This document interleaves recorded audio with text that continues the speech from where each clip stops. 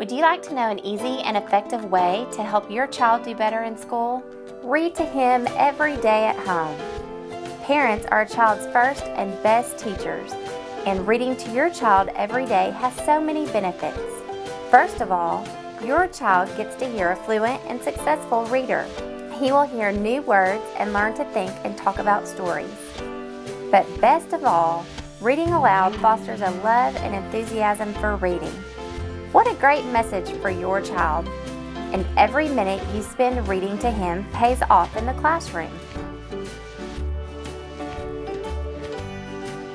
Students who have been read to are more prepared for school and become better readers. Getting ready to read to your child. First, get comfortable. Sit beside your child where you can both see the pictures and the text. Look at the cover together.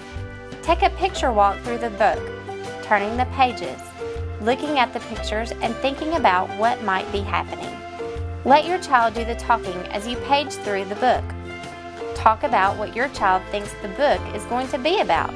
This is called making a prediction. As you read the book, take time to discuss the pictures and what's happening in the book.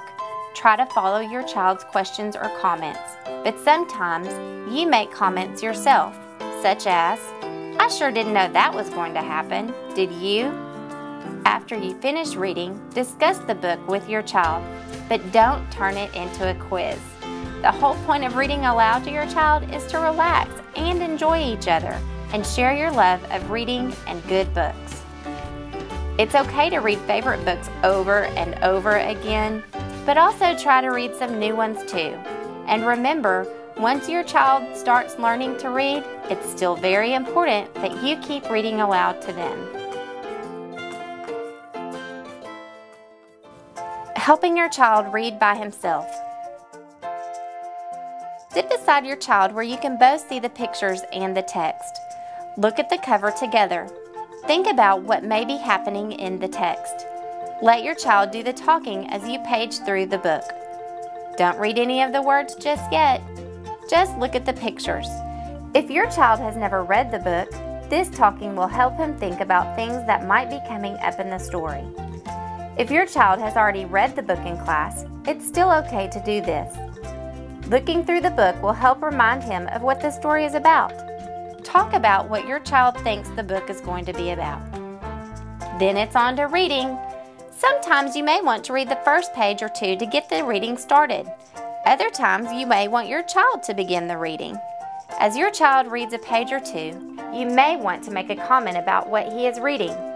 You might make comments as he reads. Continue reading as long as you wish the child to read to you. Probably not more than 15 minutes or so. You want reading to remain fun and a great time for you and your child. Sometimes your child may have trouble reading the words by himself. There are a couple of ways you can help him. If your child stops and cannot read a word, you can talk about the picture. Is there something in the picture that might help him figure out the word? Or you can ask him to start the word. That means to make the sound of the first letter in the word. If the word is mouse, you can say, "Start the word." Then you can ask him to think about the story while he makes that sound. But remember, it is important that your child thinks about the meaning of the story and what makes sense. At the end of each day, the pigs are... Okay. Mama, what's that word? Okay, let's look at the word. What's the first sound in that word? Cook. Okay, I'm going to cover it up, okay? Covered. Say it louder. Covered. Covered, good job. In a lint of bunnies, the sheep are covered in dust. Sometimes your child may read the wrong word. Try not to correct him right away, but let him read to the end of the sentence. Sometimes he will catch himself not making sense and correct his own mistake. Tell him how proud you are that he is thinking about what he read. If he doesn't catch his own mistake at the end of the sentence, you can repeat back to him the exact words he read. You might say, "You said I went to the horse after school." Does that make sense? Then ask him to try it again. One afternoon, the woman was not in her yard. Slowly, his head moving side to side, he walked toward her things. Okay, did that word towered make sense there? Let me tell you what it sounded like. Slowly, his head moving from side to side, he walked toward her things. What do you think we could put there instead? If we start that word, how does it start? What do you hear? To. Okay, so what do you think it could be? If he's going to her things right here. Toward. Toward. Good job. Let's try that in a sentence. Sometimes neither of those things works. Then you may want to just tell your child the word so he can continue reading. Or you may want to chime in with him and read for a sentence or two until he gets going again. You can go back and talk about the word he had trouble with after he has finished reading.